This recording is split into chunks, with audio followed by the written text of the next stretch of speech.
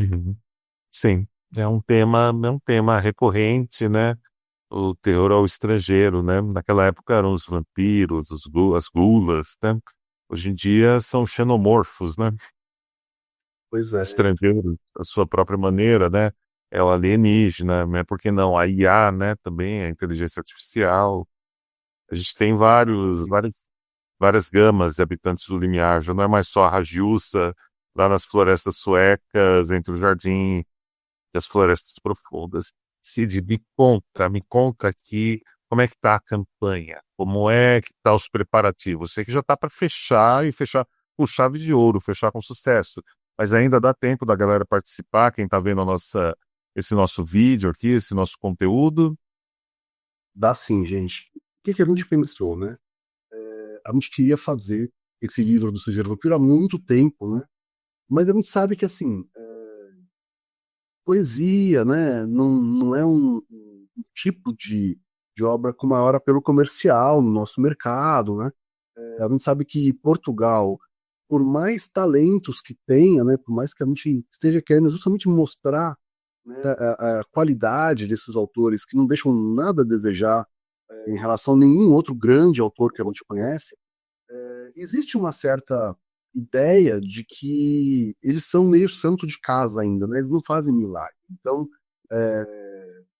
Brasil, Portugal não é Brasil, mas entra no mesmo balaio, né? Então, a gente fez com a Itália um trabalho, né, com o Tarchetti, que escreveu o Contos Fantásticos, e com o Lu Foice, que traz as autoras italianas, para mostrar o gótico italiano, que muita gente dizia que não existia, e a gente quer provar e mostrar que existe, que tem qualidade. Então a gente trouxe essas duas obras com o gótico português. Primeiro, Ex Machina fez o Florilégio Macabro, e agora a gente está trazendo tanto o Álvaro Carvalhal com a Ex Machina numa coedição, quanto a gente sozinho trazendo o Estrangeiro Vampiro. Então a ideia é ampliar essa geografia literária, né, que nós estamos trabalhando com o gótico, porque não tem como a gente contar a história só de um ponto de vista. Eu não posso só ficar lançando inglês e alemão, porque estão sempre dialogando com outras tradições, mas não é um diálogo solitário, né? Não existe um diálogo solitário, né? Qual é a resposta? Então, assim, qual é a resposta latina? Né? Quando eles olham para a Península Ibérica, quando eles olham, né, para Itália e enxergam lá os tiranos medievais, enxergam os monges pervertidos, enxergam as freiras ali, assassinas. O que que esses países, o que que a Espanha, o que que a Itália, o que que Portugal enxerga quando olha para a Inglaterra, quando olha, né, para a Alemanha? Então, assim, é, é importante a gente saber disso. E aí, então, quando a gente trabalha essas obras, a gente está dando uma profundidade, né, para esse quebra-cabeça, que é a tradição desse grande arquiteto da tradição gótica, que é falar, olha, isso é um fenômeno internacional, né? Inclusive vai pegar Brasil, né? Vai pegar outros países, né? Então, quando a gente faz, por exemplo, contos clássicos de fantasma, a gente coloca 11 países, né? A gente fala, pô, tem Polônia, tem Espanha, tem Grécia, sabe? Não é, não é fácil a gente entender, né, o que que é o gótico se a gente fica só na origem dele, né? Então, assim, quando a gente vai para a França, o gótico é diferente. A gente acabou de ver um Drácula francês, aí, que é um Drácula católico, né? Um Drácula que só falta rezar o terço, né? No final, ele praticamente ali pede a benção, sabe? Não, ele amarelou. É, Não, ele amarelou. e isso é totalmente católico, né? Um espírito católico muito forte. E aí, assim, como é que isso se processa na literatura? Então, o inglês cansa de botar lá os vilões italianos, espanhóis, etc. E quando o espanhol vai fazer o vilão, quem é que ele coloca? Né? Então, eu acho engraçado, né? A gente pegar um monte de livro alemão que se passa em Veneza, um monte de italiano místico e, sabe, cheio de segredos, etc. Mas e aí, o italiano, quando ele vai escrever o gótico, quem que é o vilão? Se não é ele mesmo, quem que é? Né? Então, acho curioso, assim, né, a gente poder criar essa profundidade, essa tridimensionalidade do gótico, que é um fenômeno internacional, que é um fenômeno cheio de dialética, né? Que não é simplesmente um monte de inglês e um monte de alemão escrevendo ali, né? E um livro saindo depois do outro, sabe, de forma como se fosse uma esteira de salsicha, assim, em produção, sabe? Não é assim que funciona. A coisa é um diálogo, né? Ela é um diálogo de tradições. Então, Inglaterra dialogando com a Alemanha, Alemanha dialogando com a Inglaterra, depois Inglaterra dialogando com a França, França dialogando com a Inglaterra, né? E aí você tem prosa de ficção, teatro, artes plásticas, ilustração, tudo conectado, né? Então uma coisa vai alimentando a outra, né? Penny Dreadful na Inglaterra, Folhetim na França, né? Depois você começa a ter Blue Book, né? Sendo influência para folhetins da Espanha, Saragossa, por exemplo, né? Então, assim, a gente precisa dar uma dimensão. A gente fez isso com a Alemanha, a gente fez o Aparicionista, o Necromante e o Fantasmagoriana, né? A gente fez isso com a Itália, com o Contos Fantásticos e o Lume Foice, né? Agora a gente está fazendo com Portugal. Então, a gente convida vocês a dar mais um passo aí nessa ampliação de escopo internacional do gótico. Sim, e trazendo para as nossas raízes, né? E a campanha, eu acabei, não, Fábio, está cancelando. Diálogo. Que você perguntou da campanha, mas é o seguinte, então a gente está trazendo isso como? Numa campanha de financiamento, né? A gente usa o Catarse para viabilizar as obras e para permitir que as obras sejam aquilo que elas podem ser na sua forma mais complexa, ou seja, em vez de ser só o livrinho simples, pô, vai ter prefácio, pós-fácio, ilustração, fitilho, verniz na capa, tudo de melhor que a gente consegue colocar no livro, a gente consegue garantindo uma arrecadação via financiamento coletivo. Então, quando vocês apoiam a gente no Catarse, não é simplesmente que vocês estão pagando R$ 15 a menos no livro para, vocês, sabe, o livro vai demorar um pouquinho, vocês vão pagar um pouco menos, mas o que vocês estão fazendo, na verdade, é vocês estão pegando um livro que é uma novela e transformando num livro que é uma capa dura, com verniz, com fitilho, com ilustrações, com um baita prefácio, com a novela anotada e ilustrada, com um pós-fácio e por aí vai. Então, assim, vocês estão pegando, né, um projeto e colocando todas as camadas que a gente planejou no formato mais ideal da nossa possibilidade de planejamento. E aí, conforme a gente arrecada ou não no Catarse, a gente chega mais próximo desse ideal ou não. Então, o que a gente convida vocês a participar é ajudem a gente a chegar perto da nossa idealização. Porque um livro simples, se for fazer uma brochura do Estrangeiro Vampiro, eu não preciso de campanha, tal, eu vou lá, faço algumas cópias, é um livro que vai ficar ali com, sei lá, 70 páginas, entendeu? Fininho, uma brochurinha, baratinho, acabou. O que a gente está fazendo, não, a gente quer que essa obra tenha, né, um corpo que seja o melhor corpo possível, ou seja, que ela venha num veículo, que ela tenha um suporte textual cheio de paratextos, cheio de arte, para a experiência do leitor com o gótico ser aquilo que nós achamos mais rico possível, né? Então, assim, a pessoa pegar um livro e falar, pô, eu li o Carmila. Pô, peguei aqui uma brochura, tem aqui 2 páginas falando ela foi em blá blá blá, Irlanda, não sei o que, tal, escreveu na Glass Darkly, capítulo 1, Camila lá, na carruagem, não sei o que, Laura vem do Gato Preto, não sei o que lá. Acabou, tchau, guarda o livro. Porque a gente quer outra coisa. A gente quer sentar e falar, olha, você está lendo um livro em 2025 e esse livro foi escrito em 1871. Por que você está lendo hoje este livro? O que esse livro tem que faz com que ele tenha sobrevivido como relevante? Por que você não está lendo um autor de 2025, você está lendo um autor que escreveu isso aqui em 1871? Qual a relevância histórica? Qual ruptura isso representa? Que tipo de inovação isso trouxe? Né? Que tipo de observação você pode fazer durante a leitura para perceber as coisas que quem lia na época percebia e que nós hoje não percebemos mais, né? É isso que a gente quer pegar a pessoa na mão e falar, a leitura é um processo coletivo, né? Nós estamos conversando com você enquanto você lê por meio de notas, por meio de prefácios, por meio de pós-fácios. Quando você terminar, você pode mandar uma mensagem, comentar, fazer um clube de leitura. Vamos, sabe, fazer com que isso vire resenha, vire uma vídeo resenha no YouTube, vire um texto no Instagram, vire um texto no Substack, sabe, gere um artigo, gere um mestrado, enfim, a gente quer Gere literatura. figurinos, gere visuais para encantarem nossas noites. Exato. A gente quer que a literatura volte a ser uma comunidade. Como é a música? A música hoje é uma comunidade. As pessoas põem uma camiseta de banda, se identificam como aquilo, vão pra balada, até brigam na rua com pessoas que são um pouco diferentes, se for, né, necessário, porque elas respiram a música como identidade. Mas a literatura não. A literatura a pessoa vai ler, geralmente acabou. Porque a gente quer fazer, meu, vamos ler as coisas juntos.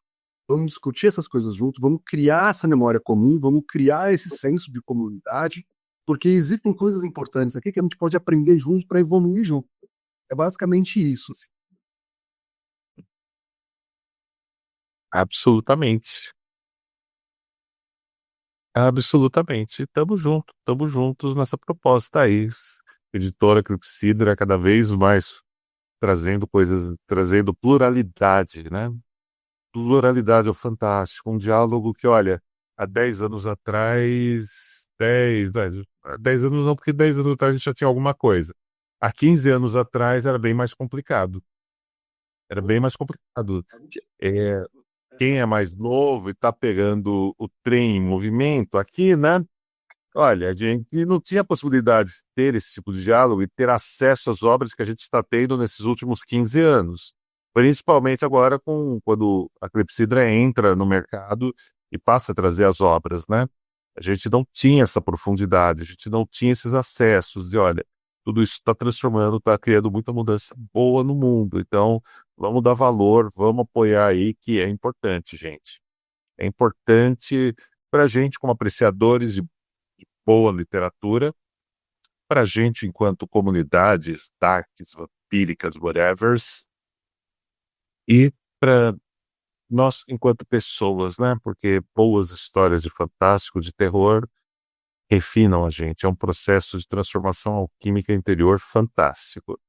Cid, antes da gente aqui fazer o fechamento, teve um fantasma de um velho castelo europeu feito de retalhos e pedacinhos e muitas pessoas que foi mencionado, que foi correndo aqui no nosso chat e até off-topic, mas como foi a sua reação? Você assistiu o Frankenstein da Netflix, do Guillermo del Toro? Eu assisti também no fim de semana.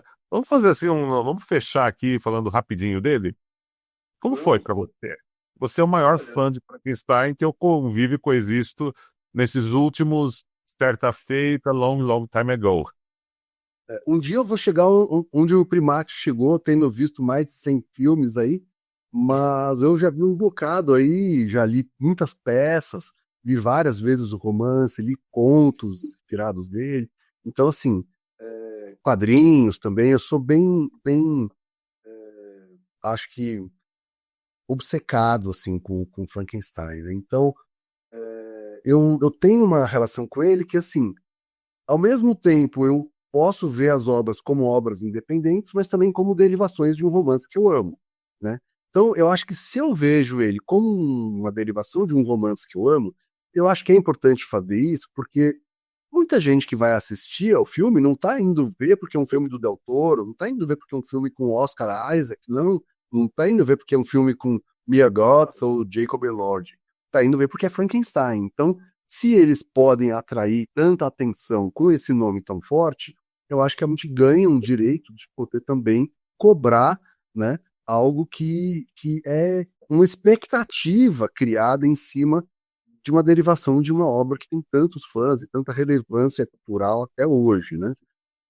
Então, eu diria assim, na minha experiência, eu saí do cinema assim, encantado com, né, a experiência em si, né, estar num cinema, assistir aquilo é grandioso. Mas assim, parecia um balde furado. Assim, quanto mais tempo passava, mais a água ia pingando ali por uns buraquinhos ali e esvaziando o balde. Assim, eu ia ficando menos encantado e mais encucado. Porque eu começava a me perguntar, assim, porque enquanto você está assistindo, você começa a pensar numa cena, já tem uma explosão, já tem uma dinamite explodindo na mão dele, sabe, um lobo pulando para cá, sabe? Então você tá imerso, você não consegue pensar muito, né? É muito essa fórmula hollywoodiana de, sabe, paulada atrás de paulada, né? Então, mas Arson, já ele pensa. Eu achei assim, uma criatura meio mãos de tesoura, essa coisa de uma inocência, uma pureza, mas ao mesmo tempo, quando é um figurante, um tripulante, ele mata 6 de uma vez, mas ele é puro, né? Ele é puro, é inocente, mas matou tantos aqui porque é tudo tripulante, é só um marinheiro, tal, não tem nome, né? Mas quando é Miyagoff, ele é bonzinho, então, né? Fica uma coisa fofa, tal. Então eu achei uma coisa meio mãos de tesoura que também não se resolve direito, não tem muito tempo para desenvolver isso. E o pôster é Let's Be Monsters Together. Aí você fala, pô, não teve nem tempo, não teve nem 3 minutos de cena deles juntos direito para desenvolver um plot assim, né? Ele virou uma mistura de Mãos de Tesoura com Incrível Hulk e Wolverine. Então, poderia estar ali no filme da Marvel perfeitamente. E aí, quem gosta de Marvel e tá tudo de acordo, tudo bem. Eu não associo Frankenstein a esse tipo de obra, entendeu? Então, para mim foi muito estranho, né? Ficar vendo ele regenerando ali, falando, eu sou imortal, que eu não posso morrer, isso aqui. Tipo, botou uma eletricidade um sistema límbico, pronto. É o raio gama do cara, sabe? Não gostei. Eu achei o Victor uma personagem que não tem nem 1% da ambiguidade do Victor original. E aí, assim, é, poxa, é um cara que é talarico, um cara que é, tipo, insensível, um cara que sabe, tipo, ele liga os corpos, desliga, e a criatura ganha vida, responde e tal, ele puxa a tomada, acabou, morreu de novo. Ele o tempo todo é caracterizado como um sociopata, como um escroto, como, né, uma pessoa ali que não tem aquela caracterização, porque o Victor tem 19 anos no romance, ele é um jovem, ele tá num dilema, ele ao mesmo tempo tem empatia pela criatura, mas ele tem também um dilema que é, boa, esse monstro matou meu irmão, sabe? Tipo, eu era uma criança, estrangulou meu irmão, como é que eu vou fazer uma noiva para ele? Mas se eu fizer, eu vou resolver o problema. Mas, sabe, então tem uma dinâmica, uma gangorra que você fica uma hora entendendo o lado do monstro, uma hora entendendo o lado do Victor, uma hora você volta a simpatizar com a criatura, que já não é mais monstro, passa a ser um ente abandonado, entendeu? Mas lá é tudo muito assim, ele é monstro e ele é puro, mas ele é um monstro que às vezes se mostra simpático, não consegue, e a pureza do monstro também não se completa, porque na hora que é pra lidar com personagens menos importantes, ele sai matando simplesmente em um segundo.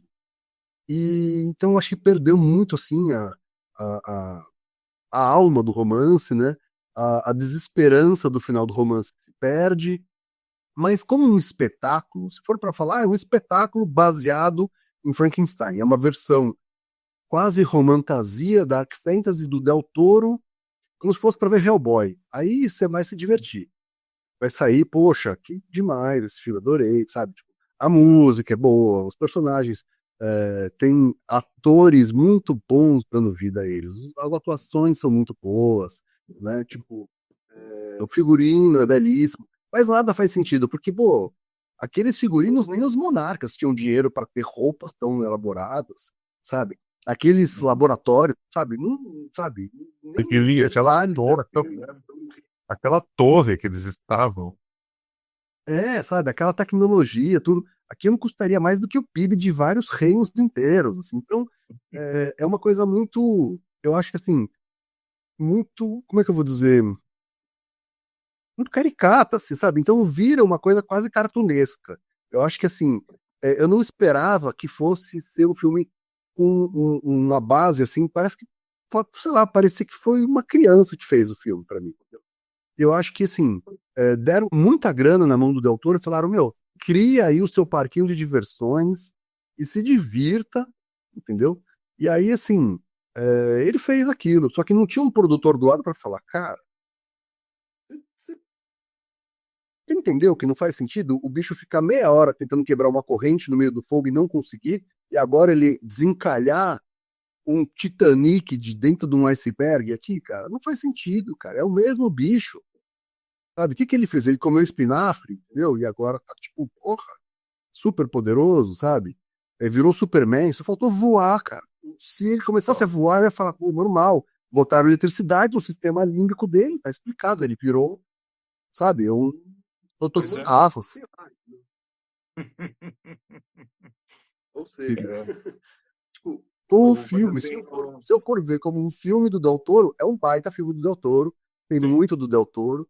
E é esse molecão que gosta de estátua de. É o cara que deve ter um quarto só pra Funko Pop, assim, sabe? É esse tipo de diretor que é o Del Toro, entendeu? Então, assim, se eu for ver como uma adaptação da Mary Shelley, a Mary Shelley, tipo, é muito, muito mais complexa do que isso. Então, não é uma boa adaptação da Mary Shelley, mas é um bom filme para ver com pipoca aí, com crianças. Eu acho que se eu tivesse 12 anos, 11 anos, eu teria gostado mais. Eu partilho do seu olhar, das suas impressões, nobre. E até tem uma hipótese, talvez tenha sido o fato da gente ver a Mia Goth com sobrancelhas, que tornou o monstro humanizado. Não reconheci. Não, eu também só vi na hora que subiu o crédito. Ah, então essa é a Mia Goth. Eu não reconheci ela. Ela é a primeira vez que eu a vejo com sobrancelhas. Eu também. Só quando falaram, vocês repararam? Eu falei, não, não tinha reparado.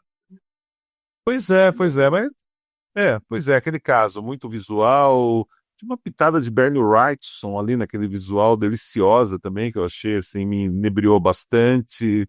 Foi interessante, mas eu partilho dessa impressão e desse olhar que você trouxe pra gente. E eu quero mandar um recado para a galera que está assistindo a gente aqui, aproveitar. E olha, se vocês gostaram de ver esse encontro do Cid e do Lorde A aqui online, eu devo dizê-los que no domingo, 23 de novembro, nós estaremos pessoalmente no Madame Underground Club, no Rede Vamp Nights. O Cid vai estar lá com a editora Clepsidra, recebendo vocês com os livros lá num esquema bacana, principalmente para quem já pegou o ingresso da Carmila, Noite de Gala Sombria. Ó, spoilers, spoilers, spoilers. Vocês podem passar um tempo com a gente lá, curtindo o show do Verlohan, do Strange Mode, do Cemetery Radio, discotecagem da minha amiga Lady in Lust. Eu suspeito que vai adorar essa personagem, a Lady Triste, quando assistir a live aqui. Eu acho que ela vai curtir muito. E também vou discotecar um pouco lá, claro. E vamos ter para todos que comprarem seu ingresso antecipado, estamos nos últimos ingressos lá na redepump.com. Vocês vão ganhar uma taça refrescante de Rede Vivo, vinho vampírico, em breve lá no Sebo Clepsidra, que é em São Paulo também. Vou ganhar meu novo e-book, né? Vai ser um e-book novo, bem legal, sobre vampirismo real.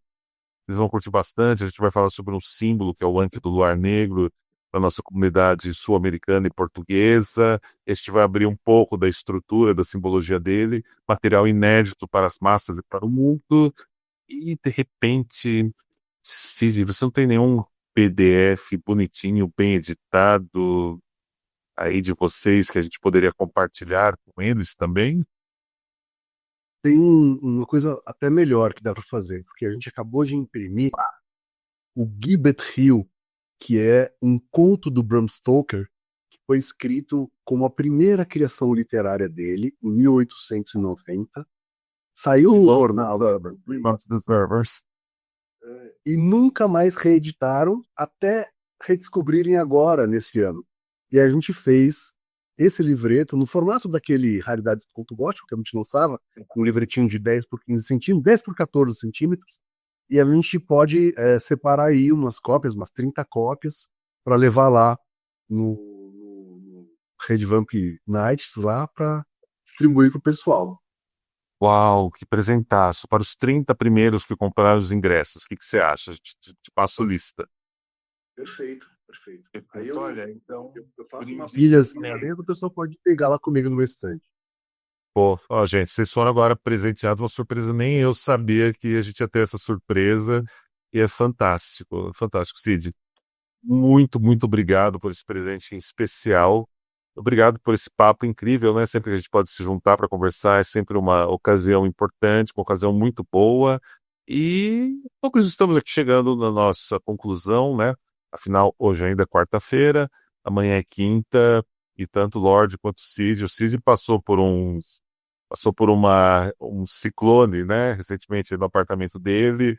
Hoje a Chendra também instalou umas estantes novas para organizar minha biblioteca. Nós dois acabamos pegando assim situações parecidas, mas diferentes.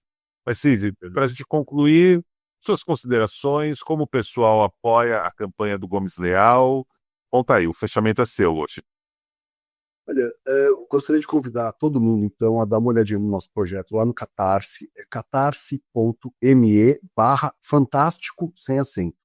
Lá nós estamos fazendo arrecadação de fundos para tanto o Gomes Leal com o Estrangeiro Vampiro, quanto também para o Álvaro do Carvalhal com Os Canibais e outros contos frenéticos. Então, se você é mais uma pegada Edgar Allan Poe, Hoffman, o Carvalhal também vai ser uma boa aquisição para você. Se você prefere uma coisa mais vampírica só, tem o Gomes Leal. Se você gosta das duas coisas, fica a dica para levar os dois, que vocês não vão se arrepender, na catarse.me/fantástico sem acento.